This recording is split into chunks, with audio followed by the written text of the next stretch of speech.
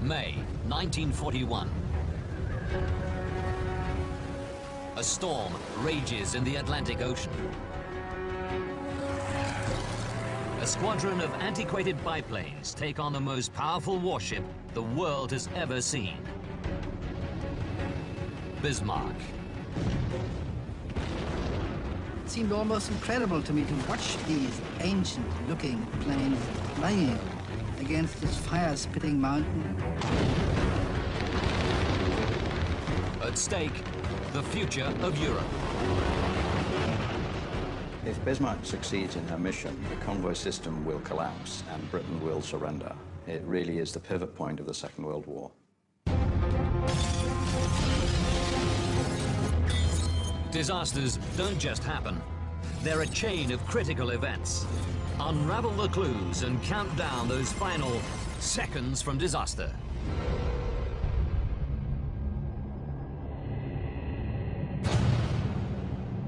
The North Atlantic, May the 24th, 1941. British battleship HMS King George V. Commander-in-Chief of the British Home Fleet, Admiral John Tovey, is on the most important mission of his career. To sink a ship so powerful, it threatens Britain's very survival.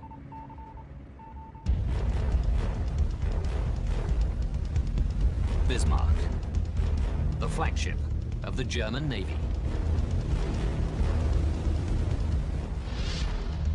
On her maiden voyage, she sails with cruiser Prince Eugen. Tovey sends a fleet to cut them off.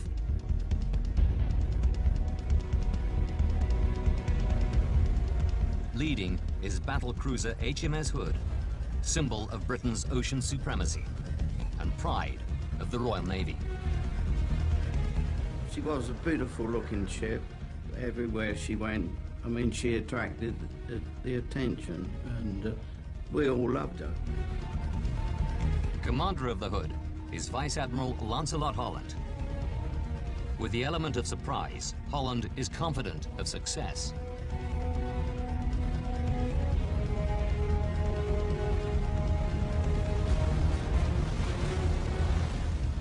Bismarck and Prince Eugen are 30 kilometers north of the Hood.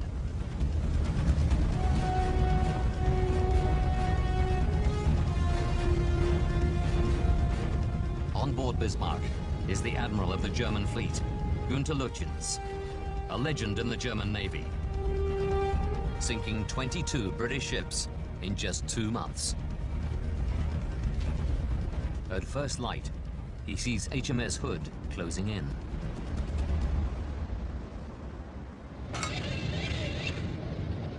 Zwei schwere Kreuzer. Halten weiter Fühlung.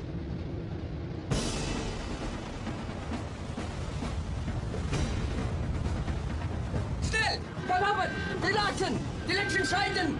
Schnell, die Botten! Die Bottengallen!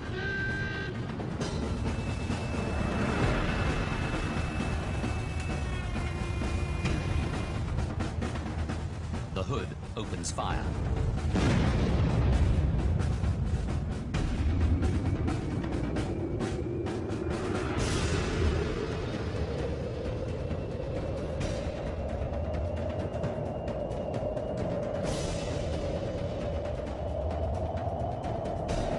Strangely, Lütjens gives no orders to return fire.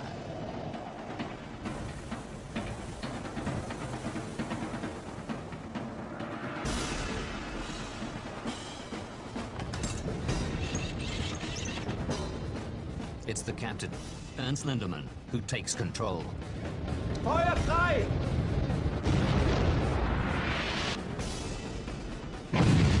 Shells rain down in the Denmark Strait.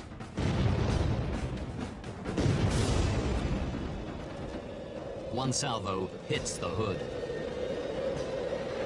pierces 6 decks of steel.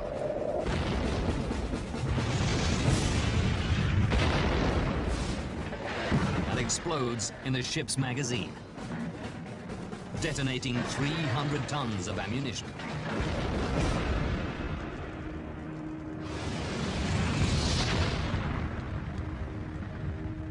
The huge ship splits in two and sinks in just 2 minutes. Over 1,400 sailors lose their lives, including Vice Admiral Holland.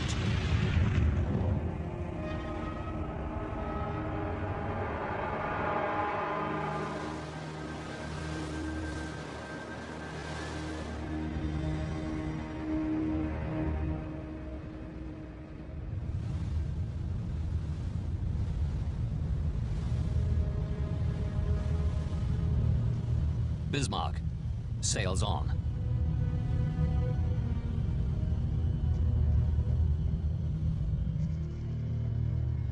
The news of Hood's demise radios across the world.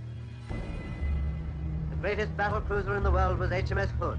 Her complement was 1,341 officers and ratings. All our sympathy goes out to the relatives of those gallant men who lost their lives when a shell from the new German battleship Bismarck exploded a magazine. It came over the tannoy that the Hood had been sunk, and at that time it was one of disbelief, because we thought she was unsinkable and that there was no ship that could touch her.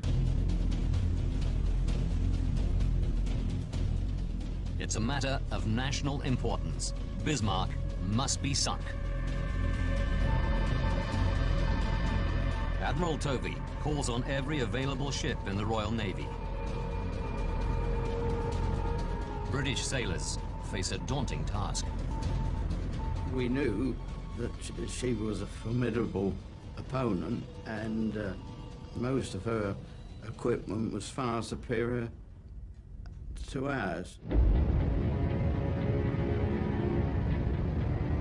With 88 guns, accurate over 35 kilometers, a top speed of 30 knots, and armor more than 30 centimeters thick, Bismarck is the most terrifying battleship ever built.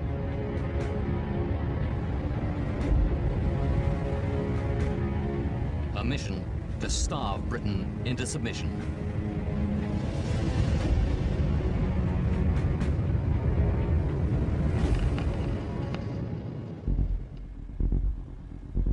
And her target, the merchant navy convoys, bringing supplies into the UK.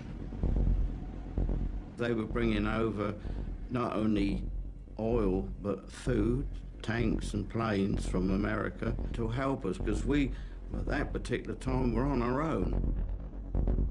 The British know Bismarck's objective is these convoys. It is paramount she is stopped.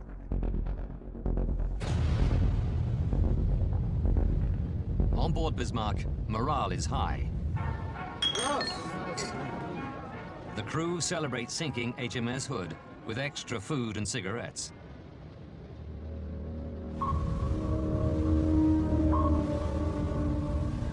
They head south into the Atlantic. Admiral Tovey's fleet follow. 2 ships have Bismarck within radar range. It's their job to track her through the night.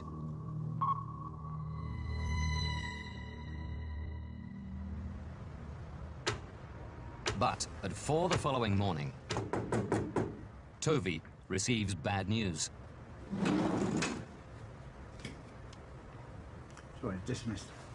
The British cruiser HMS Suffolk has lost Bismarck from its radar screens. The German battleship is now at large somewhere in the Atlantic Ocean. We was on our way to intercept when we heard that they'd lost contact with her. She just slipped through the cordon and was free. Spotter planes are launched, and battleships scour the ocean. But they find nothing.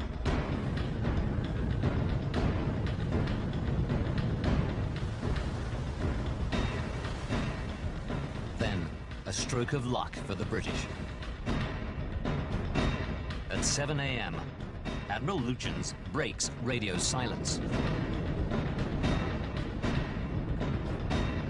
He sends an update to German Naval Command, which is picked up at listening stations across the UK.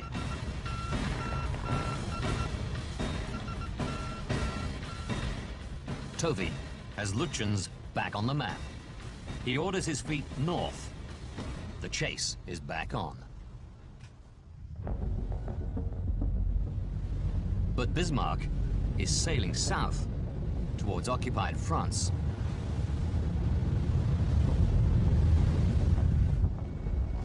Hello. 11 hours later, there is still no sighting by the British fleet. The calculations are checked. The British have made a monumental blunder. They're sailing in the wrong direction.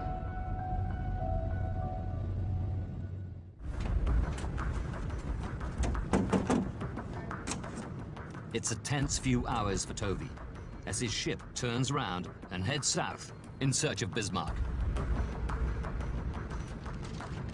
The Atlantic is a very lonely, big place, and it would take a hell of a lot of patrolling, to find her again. May the 26th.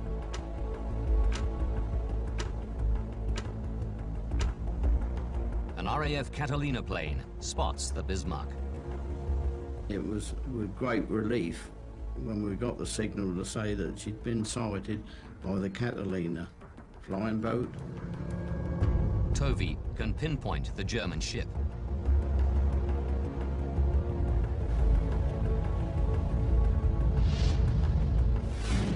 She is 18 hours from French waters and Luftwaffe support.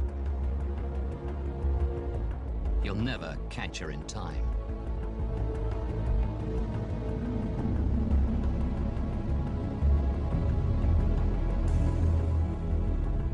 His only hope lies with a fleet coming north from the Mediterranean. Among them, aircraft carrier HMS Ark Royal, with a squadron of Swordfish biplanes.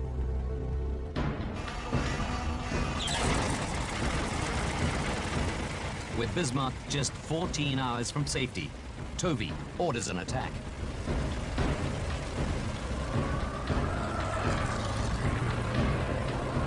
These lightweight machines take off into stormy skies.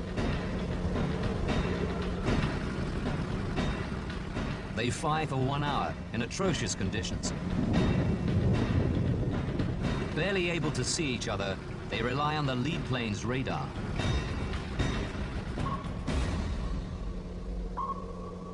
There's a ship ahead.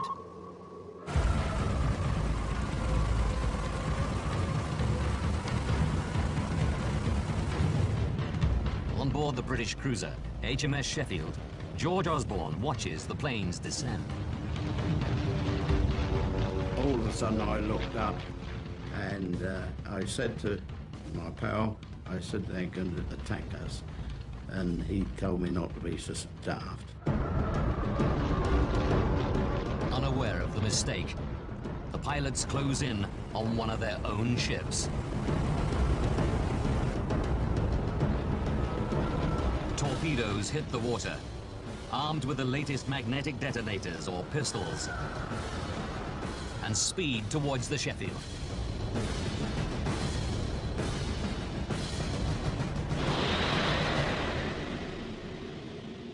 Fortunately for us, the ones that hit had 40 pistols, which meant that the warhead couldn't explode. Bismarck is now 4 hours closer to French waters. Tovey learns of the botched mission.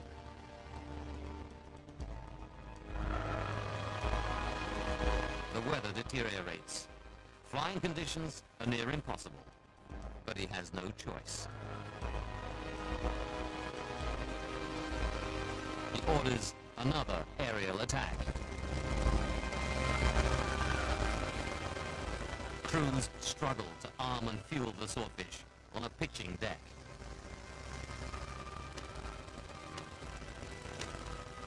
With the wind blowing at 70 kilometers per hour and the ship lurching from side to side, 15 Swordfish take off in heavy skies.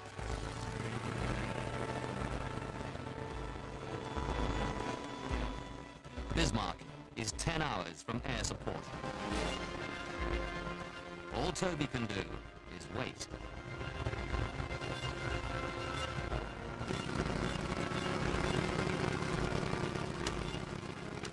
It's a further 2 hours before the lead plane picks up the German ship.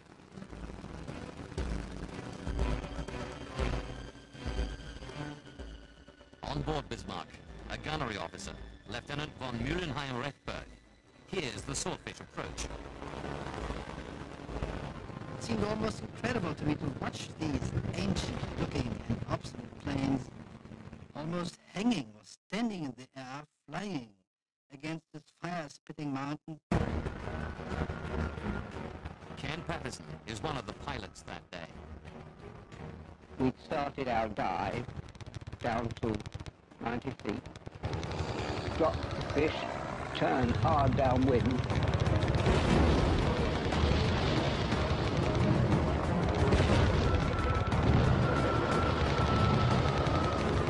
As we turned away, my observer, he looked over the side of the aircraft, astern, and saw our torpedo actually running. A single torpedo strikes the rear of the ship.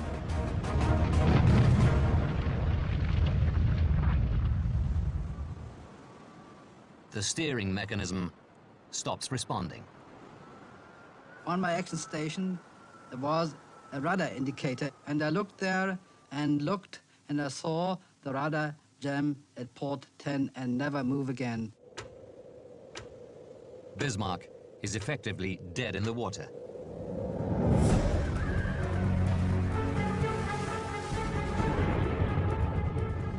The enormous rudders are stuck and cannot be freed by the crew.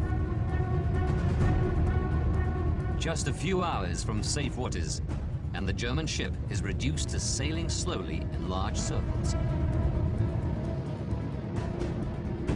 Lutyens and his crew can no longer outrun their enemies.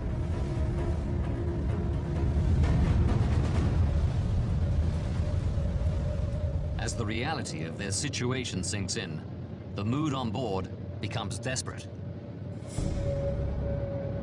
We all felt we were on the butcher's slab, and there was nothing much we could do about that. Das deutsche Volk ist bei euch. Und wir werden schießen, bis die Rohre glühen und bis das letzte Geschoss die Rohre verlassen hat. Für uns Soldaten heißt es jetzt, siegen oder sterben. The crew fear they cannot survive.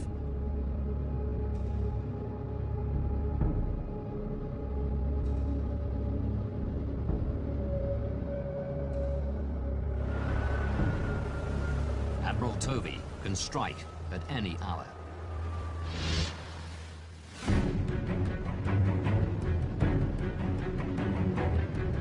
To reduce the risk of friendly fire, he waits until morning.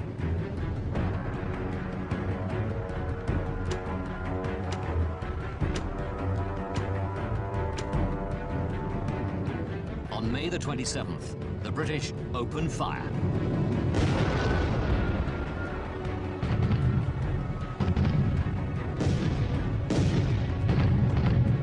George Bell watches the battle unfold from HMS Dorsetshire.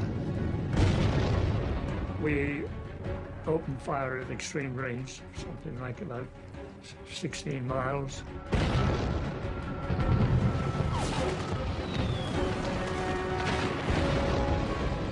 And soon was seen to be hitting the target.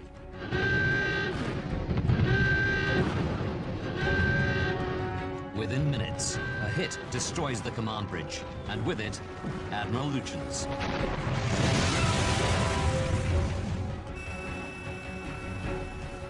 Even crippled, Bismarck is still a formidable threat.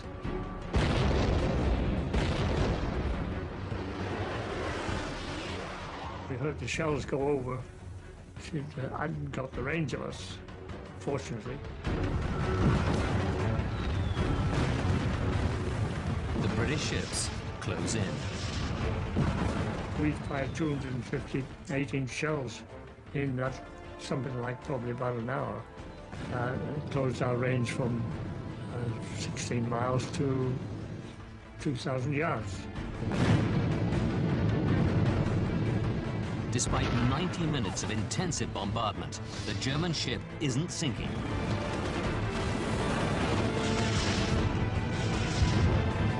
Tovey turns to the Dorsetshire, the only ship left with torpedoes. We fired 2 torpedoes at her, one which hit the Bismarck, but before we could fire the other one, she began to turn over.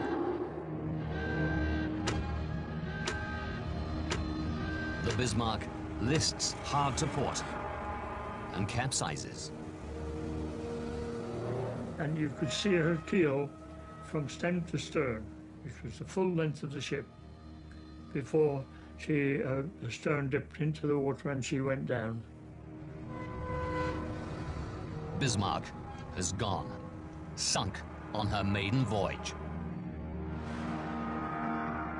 Of the crew of 2,221, only 115 survived. In just 4 days, 2 of the biggest ships in the world have sunk, and 3,500 men have died. Now, by rewinding the events of 1941, we can reveal how the Third Reich's plan to starve Britain into submission was strewn with fatal errors. An opportunity for Germany to win the war in Western Europe is squandered.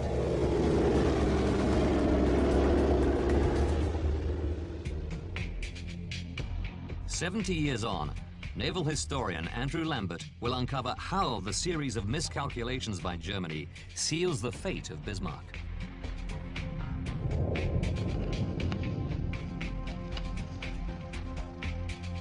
March 1941. Germany must defeat Britain for total domination of Western Europe. The island's survival depends on supplies crossing the Atlantic. Germany must sever that lifeline. The Nazis develop a 2-pronged strategy. Erich Raeder, the commander of the German Navy, worked out a plan in which the submarines would force the British to use the convoy system. U-boats would force the ships to travel as a pack. Then, fast, powerful German battleships would ambush and sink these convoys. So the British would be caught on the horns of a dilemma. The convoy system itself was the target. If the British stopped convoying, they would lose the war. Germany has refined this plan since the outbreak of the war. In 20 months, they have successfully sunk 6 million tons of shipping. Now their top battleship is ready to wreak havoc in the Atlantic. This mission is called Operation Rhine. The original plan for Operation Rhine was to get out all of the available German heavy surface ships. The Bismarck, Prinz Eugen, the Scharnhorst and Eisenhower, the Admiral Hipper, and possibly the Admiral Scheer as well. But before Operation Rhine is launched, there's a major setback. Most of the German battleships have been incapacitated. Unfortunately for them, the Scharnhorst and Eisenhower, their other 2 fast battleships, had come back from a convoy attack in the Atlantic, and they'd been bombed and damaged at Brest in France and were not operational at this time. So instead of a surge of half a dozen powerful ships, the Germans end up sending out 2. For Lambert, this decision is the first in a series of miscalculations. Having planned for a big operation, the Germans may have been wiser, with the benefit of hindsight, to have waited until they could have sent more ships out. But German confidence in their strategy overrules any sense of caution. This year alone, they've sunk 22 Allied ships. They get impatient. They think total victory is at hand. Once in the Atlantic, Bismarck and Prinz Eugen will hide in the vast ocean and sink the convoys by stealth. But first, they must navigate undetected around Britain. Again, they believe they have little reason for concern. The Germans had sent more than half a dozen missions into the Atlantic since 1939. Not one of them had been intercepted. So the Germans must have been fairly confident that this mission would get through as well. This is another miscalculation. The British are suffering from the German convoy campaign. They take the threat of a powerful battleship like Bismarck extremely seriously. If Bismarck gets out into the Atlantic and succeeds in her mission, the convoy system will collapse and Britain will surrender. It really is the pivot point of the Second World War. Bismarck, the largest battleship in Europe, must reach the Atlantic undetected. But Andrew Lambert believes that Germany fundamentally underestimated the British spy network. Because they occupied many countries, Denmark, Norway, France, Holland, Belgium, there were many people in those countries who were only too happy to pass intelligence to the British. It takes just 48 hours for news to reach the British.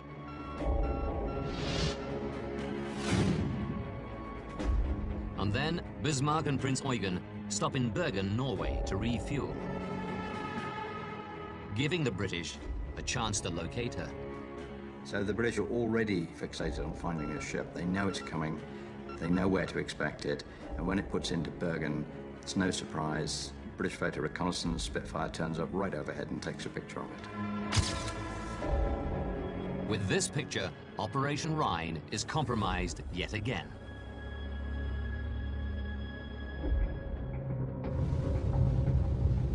Unaware his movements are known, Admiral Lütjens focuses on secretly slipping into the Atlantic. The weather takes a turn for the worse. It's the cover Lütjens has been waiting for. He sets sail before Bismarck's tanks are full, gambling that he'll be able to refuel later. I think it was a very good tactical choice. Getting into the Atlantic was the important thing. He had tankers in the Atlantic to refuel from. Those last few hundred tons of oil fuel were far less important than getting through the Denmark Strait without being intercepted. But Lütjens doesn't know his cover is already blown. He's sailing towards an ambush set by HMS Hood. It was now possible to put in place a plan that would secure an intercept on either side of Iceland. The interception of Bismarck as he tried to get into the Atlantic is exactly what the British planned. This puts Lütjens in a difficult position. He's under direct orders to avoid engagement with the Royal Navy. It's the convoys they're after, not a sea battle.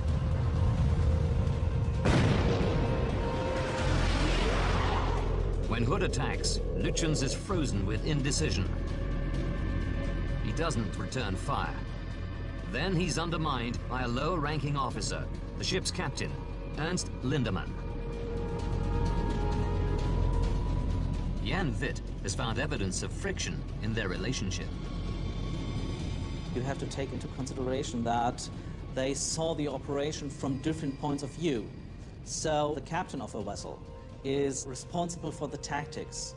So Lindemann was thinking tactically, while the admiral had to think strategically. Lütjens is focused on following orders. Lindemann's focus is the immediate future of his ship. He makes the unprecedented move to override his superior officer. So in the end, Captain Lindemann ordered open fire with the words, "I won't have my ship shot off under my ass."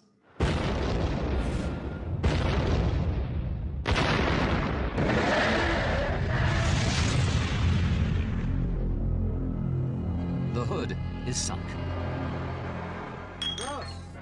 But while Germany celebrates, Lütjens is thinking further ahead. He takes no satisfaction in the triumph.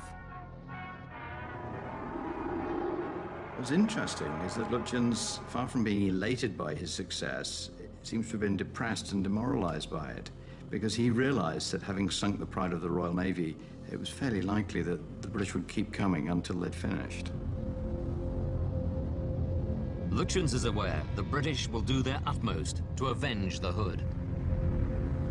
The destruction of the Hood is a morale catastrophe for the British, but it's not a disaster that leads to downheartedness. It leads to an instant desire for overwhelming revenge. To make matters worse, Bismarck has been damaged in the battle. A shell from the Prince of Wales had hit her bow. She was leaking oil, and also her speed has been reduced. The leaking oil fuel slows the Bismarck, neutralizing one of its great advantages, speed. Lutyens' gamble to leave before refueling is backfiring. Now he must roll the dice once more. He had to make up or come up with a decision whether to break off this operation or to go ahead. At this critical moment, the strain between the senior officers shows again. There was an argument between the captain of the Bismarck, Lindemann, and Admiral Lutyens about the question whether to go ahead or return to Norway. Lindemann wants to return to Norway. His priority is his ship.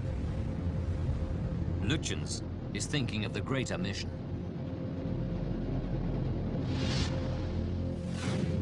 If Bismarck can reach occupied France, she can be repaired and poised on the edge of the Atlantic to attack British convoys. She wouldn't have to negotiate the treacherous Denmark Strait again. In the end, Lutyens overruled Lindemann and ordered going ahead, trying to reach the French ports. For Lambert, this decision is vital to the future of Bismarck. He could have gone home. He chose not to. That's a major, major mistake. Lutyens believes he can make the safety of France without being caught, even though he knows the British are on his tail. He can hear their radar signals, but he misunderstands the capabilities of this new technology. Lutyens was still hearing the radar emissions from HMS Suffolk, so as far as he was concerned, the British still knew where he was. What Lutyens doesn't understand is that the radar signals he can hear never make it back to the British, because their ships are too far apart.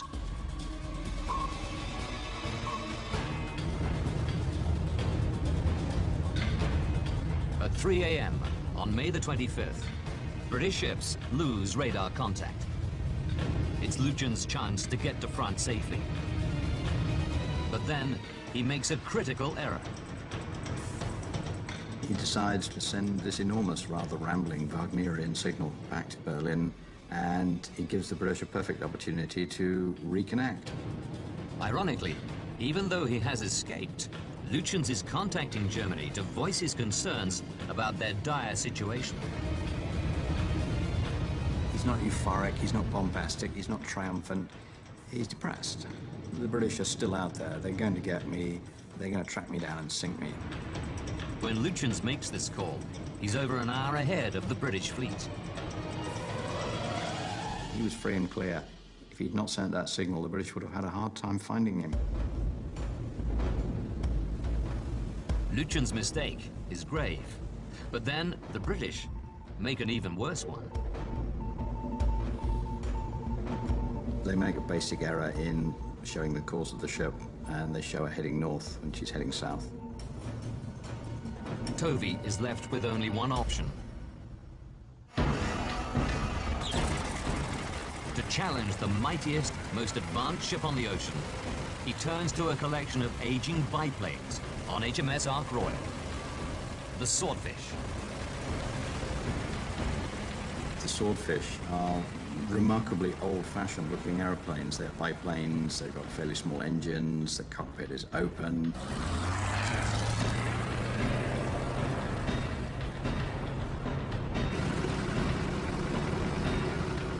This vast difference in technology between ship and plane becomes Britain's trump card.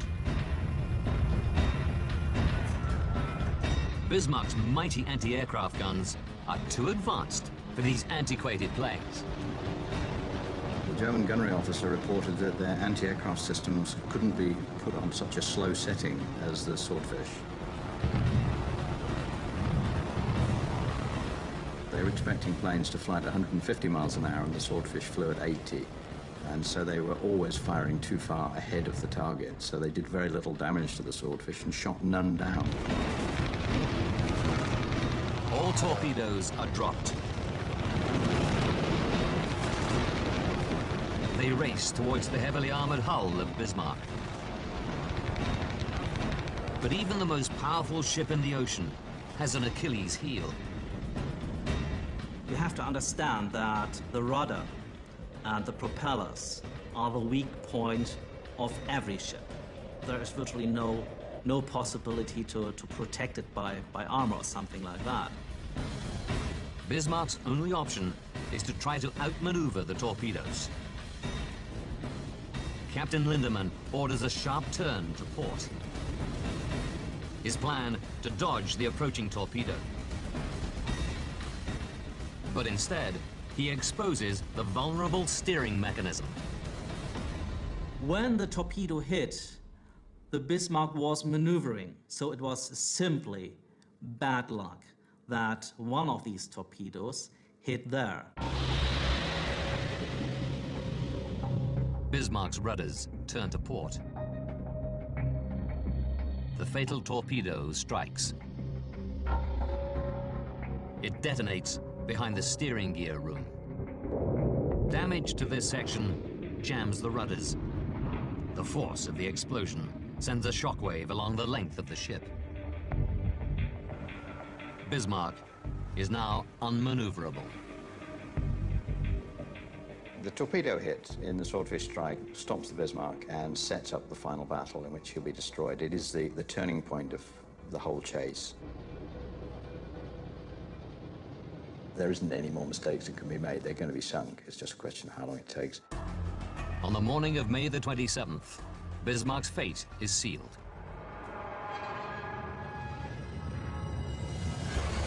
At 10:39, Bismarck slips beneath the waves.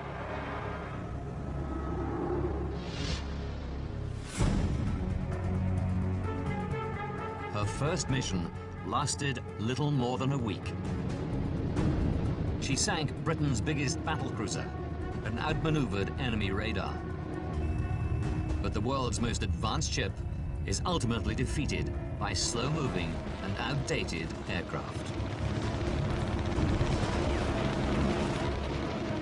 The operation was strewn with bad luck and fatal decisions. But Andrew Lambert believes that the greatest error was not made at sea. The mission was doomed before Bismarck left port, and the blame goes right to the top.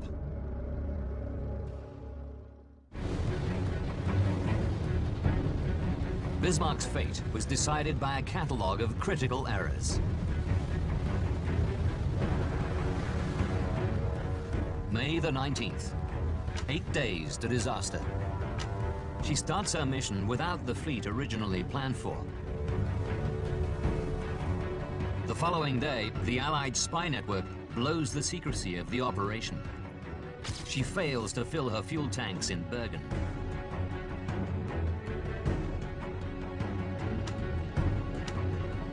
Three days to disaster. Lütjens decides to head for France rather than return home. And then radios Berlin, disclosing his position to the British. 13 hours to disaster. A fatal maneuver during the Swordfish attack results in her steering being disabled.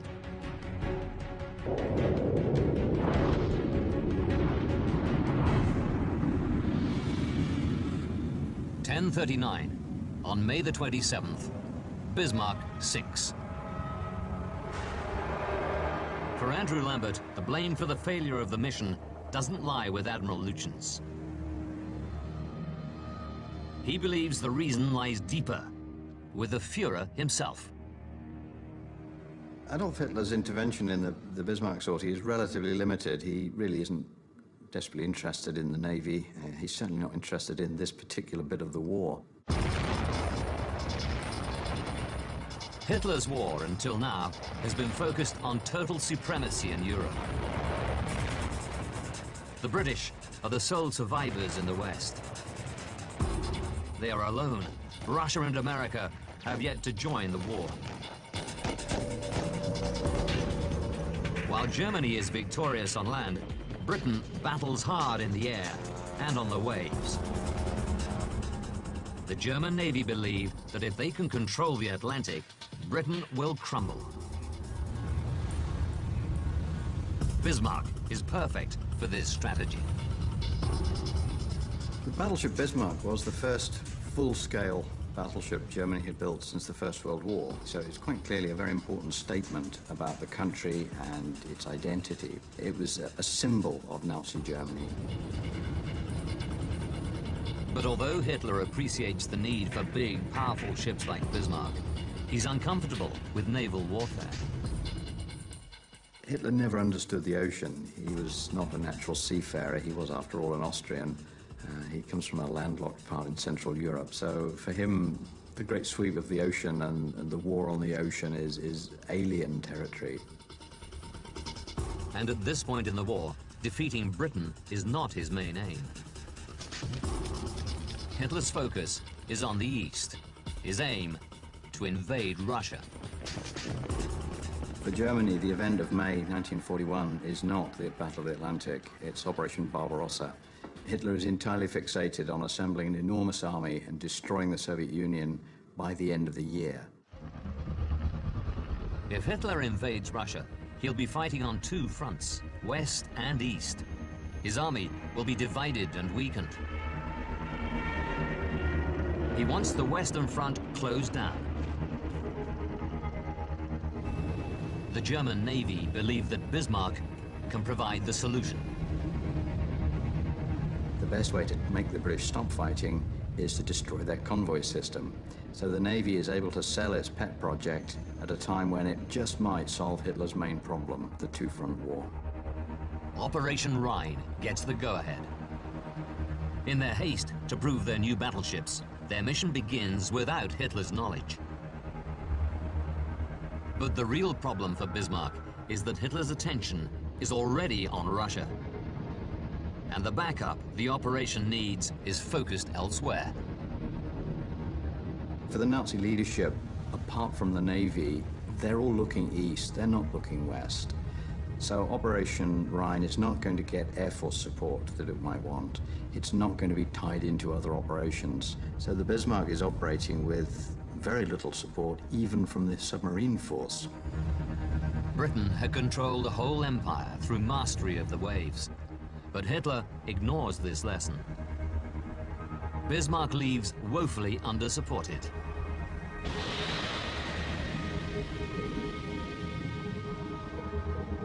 Eight days later, she is gone.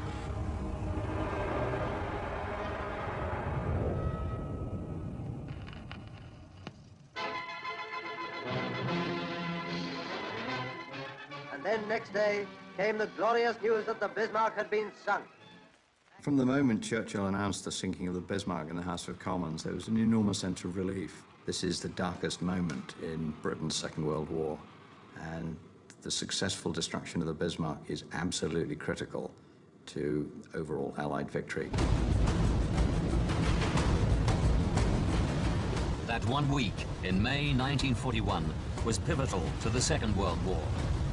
If Bismarck had succeeded and Britain surrendered, there would have been no bridgehead for the Anglo-American liberation of Europe.